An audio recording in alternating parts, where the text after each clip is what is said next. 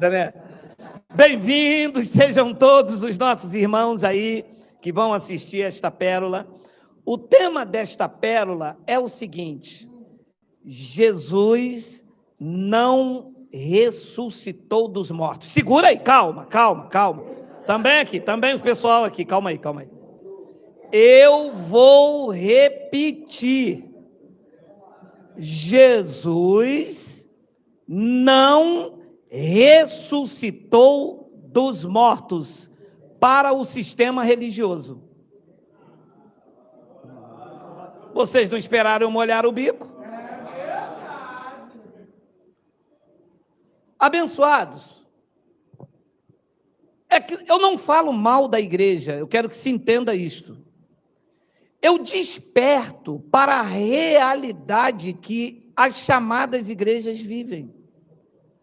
A igreja tradicional vive como se Jesus não tivesse ressuscitado ainda. Então, para eles, Jesus ainda não ressuscitou.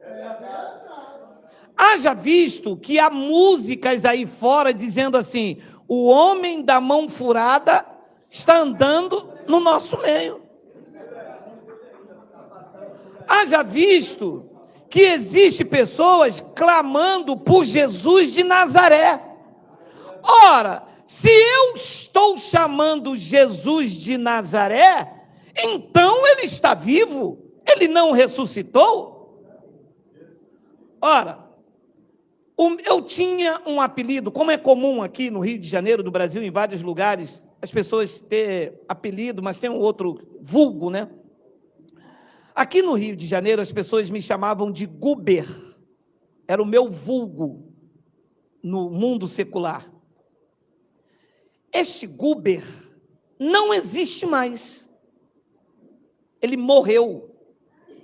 Quem vive agora é o Geraldo. Por quê? Eu fui transformado pelo Evangelho de Cristo. Quando alguém grita Guber, eu nem respondo, porque ele não existe. Isto era a minha aparência secular, quando eu me envolvia com drogas, com bebida. Jesus de Nazaré era judeu. Aquilo era um véu que encobria sua verdadeira identidade. Lá dentro estava o Espírito. Quando ele foi à cruz, ressuscitou, ficou 40 dias ainda naquele corpo, dando instruções aos judeus. Quando é assunto aos céus, ele volta ao seu estado, que era antes espírito. Paulo escreveu em 2 de Coríntios, capítulo 3, versículo 17, que disse que o Senhor é o Espírito, não é Jesus de Nazaré, mas foi. A igreja atual segue ainda a Jesus de Nazaré. E dizem assim: Jesus de Nazaré mandou batizar, e eu vou batizar também. Significa que para você, ele ainda não ressuscitou, porque você está fazendo as mesmas coisas que ele fez. Se ele fez, não era para você fazer. Ele fez justamente porque o povo judeu não tinha capacidade de fazer. Ele fez. Entendeu? Sim. Se fosse para você fazer também, ele não tinha feito. Os judeus estavam lá praticando a lei. Ninguém conseguia cumprir a lei. Se fosse para os judeus cumprir a lei, ele não tinha se submetido àquela vergonha, àquele escárnio. Eles deixavam eles cumprir a lei. O que é que ele fez? Ele foi e ele cumpriu a lei no lugar dos judeus que não poderiam cumprir. Por isso o tema, Jesus não ressuscitou. Um abençoado me disse: amanhã tem batismo na nossa igreja. Ora, se tem batismo na igreja de vocês, então Jesus não ressuscitou? Por quê? porque o batismo de Cristo é aonde? Na cruz. Ora, se ele não ressuscitou, vocês precisam então lavar o pecado de vocês. Sim ou não? Sim. Se vocês estão se lavando nas águas, significa então que vocês têm pecado. E se vocês têm pecado, é porque então ele não ressuscitou. Porque quando ele ressuscitou, ele levou sobre si os pecados do madeiro. Levou ou não levou? Levou. Então olha, o argumento de Paulo, lá na igreja de Corinto, com algumas pessoas que diziam não haver ressurreição dos mortos. O argumento original aqui do texto é esse. Eles se batizavam pelos mortos, diziam também que não havia ressurreição, e Paulo traz um argumento seguinte: ora, se é corrente pregar-se que Cristo ressuscitou dentre os mortos, como, pois, afirmam alguns dentre vós que não há ressurreição de mortos? Versículo 13. Tem o 13? Tem aí. E se não há ressurreição dos mortos, disse Paulo, então Cristo não ressuscitou. 14. E se Cristo não ressuscitou, é vã a nossa pregação e vã a vossa fé. Segura aqui. Vamos entrar dentro desse pensamento aqui. Se alguém diz para mim, eu preciso me batizar nas águas para pagar os meus pecados, esta pessoa está dizendo, Cristo não ressuscitou. Porque eu ainda tenho pecado. Então, se eu te batizo, com esse gesto, espiritualmente, eu estou dizendo, Cristo não ressuscitou, esta pessoa ainda está debaixo dos pecados, e sou eu que vou tirar os pecados dela, batizando-a na água. Agora, se uma pessoa acredita assim, não, Cristo ressuscitou, e ele, pela sua ressurreição, aniquilou os meus pecados, pagou as dívidas, e eu agora, diante de Deus, estou livre, saudável, para apresentar o meu culto racional. Esse é o entendimento. Paulo continua o argumento no versículo 15 e diz o seguinte: e somos tidos por falsas testemunhas de Deus, porque temos asseverado contra Deus que ele ressuscitou, ao qual ele não ressuscitou, se é certo que os mortos não ressuscitam. 16, porque se os mortos não ressuscitam, lembra que o argumento ali era esse? Também Cristo não ressuscitou. 17, e se Cristo não ressuscitou, é vã a vossa fé, e ainda permaneceis nos vossos pecados. Então, se eu digo que eu tenho pecado, eu estou dizendo que não é um jogo de palavra, você entende assim, né? Olha lá, e se Cristo não ressuscitou, é vã a vossa fé. Então, se Cristo não ressuscitou, as pessoas ainda estão nos vossos pecados, entende? Então, se uma pessoa diz que ela tem pecado, é porque para ela Cristo não ressuscitou. Não é porque eu pequei. Não, você não pecou. Você roubou, você bebeu, você adulterou. Você cometeu uma obra da carne. E isto vai gerar consequências para a sua vida. Porque aquilo que o homem semear, Deus colhe. Eu colho. Você semeia e eu colho. Não. Aquilo que o homem semear, isso mesmo ele colherá. As consequências não é de Deus. Não abala o trono. Não abala a minha vida nem a tua. Se aquela pessoa erra, quem colhe é ela. Ela não pecou contra os céus. É verdade. Então, se uma pessoa diz, eu ainda tenho pecado, e os pecados aqui foram aqueles levados por Cristo na cruz, os pecados da transgressão da lei, esses pecados aqui não podem estar na minha vida, se eu creio que ele ressuscitou. Agora, se alguém me batiza nas águas, eu estou dizendo, Cristo não ressuscitou. E eu ainda estou debaixo de pecado. Ora, se uma pessoa está debaixo de pecados espirituais, Cristo para ela não ressuscitou. E é exatamente isto o que os lugares chamados igreja fizeram a vida inteira em nome de Deus. Dizendo, não, venha para aqui, porque aqui Cristo não ressuscitou. Vocês entram aqui, vão receber uma carteirinha de membro, nós vamos aqui passar óleo em vocês, vocês vão dar dízimo e todo mês vocês vão comer o corpo e o sangue de Jesus, o sangue, dizendo, anunciando a morte dele. Ora, se eu vou anunciar a morte, sequer então ele nem morreu, quem dirá ressuscitar?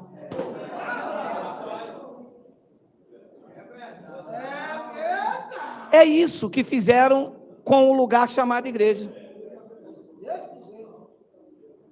Então, é preciso alguém vir esclarecer isto, porque quando você diz isso, a consciência de ignorância, o entendimento de ignorância assalta a minha mente, a nossa mente, e a gente diz, caramba, cara, não é que é verdade? Aí a pessoa começa a examinar e diz, exatamente, eu ignorei a ressurreição, eu ignorei que Cristo está vivo, eu ignorei que Ele vive na minha vida, que Ele deu a vida para que eu tenha vida. Não vivo enclausurado, perdido, desesperançado. Eu quero viver a vida, não uma vida de libertinagem, mas viver uma vida com uma liberdade controlada. Não é porque eu posso ir à praia que eu vou ficar lá num radar atrás, oh, glória, oh, bênção. Não é isso.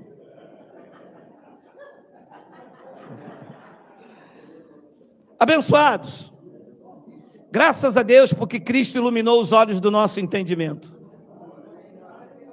Eu creio que muitas pessoas que estão reunidas hoje como igreja estão entristecendo o coração do Pai, agindo como se Ele não tivesse ressuscitado. Você sabe, digita para mim, Miguel, eu acho que é Marcos capítulo 2, versículo 18, Miguel, digita para mim, depois a gente continua aí nesse assunto, eu tenho 5 minutos ainda. Marcos capítulo 2, preste bastante atenção nisso aqui, olha só. Ora, os discípulos de João, você vê que era ainda o território da lei, né?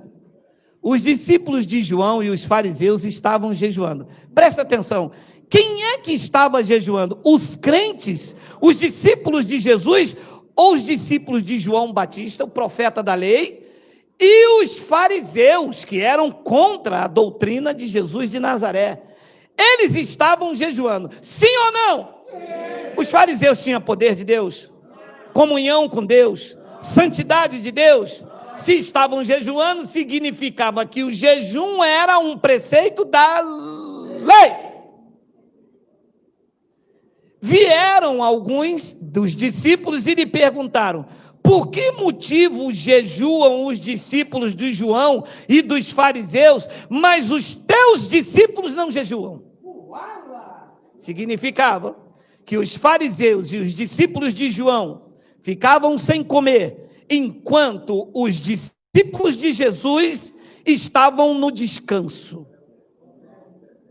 Era cavaca, broa de milho, cuscuz. Quem falou aqui aí, meu amado? João Almeida. Significava que enquanto isso eles estavam no descanso. 19. Respondeu-lhe Jesus, podem porventura jejuar os convidados para o casamento? Haveria um casamento e não era físico, seria espiritual, aconteceu na cruz. A aliança da lei estava no dedo direito, aqui ele era o noivo, na cruz passou para o dedo esquerdo, ele passou a ser o esposo, ele não aceita divórcio, a igreja casada com Cristo uma vez, está casada? Uala!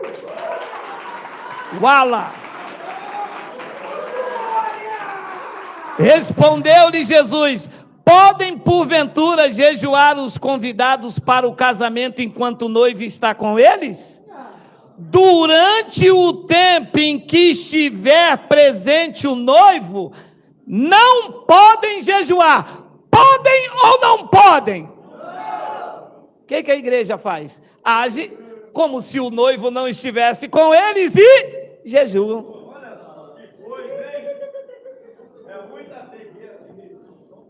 E aí, irmã? Estou num propósito de jejum. Então você não tem um noivo? Não, eu tenho.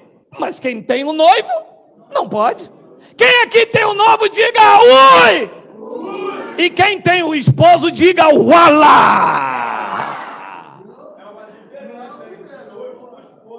É porque o noivo não está na casa todo dia.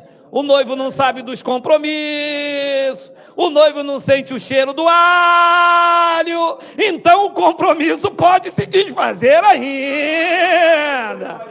Agora o esposo não. O esposo está junto. Na alegria ou na tristeza, na morte ou na doença. Eu até esqueci essas coisas.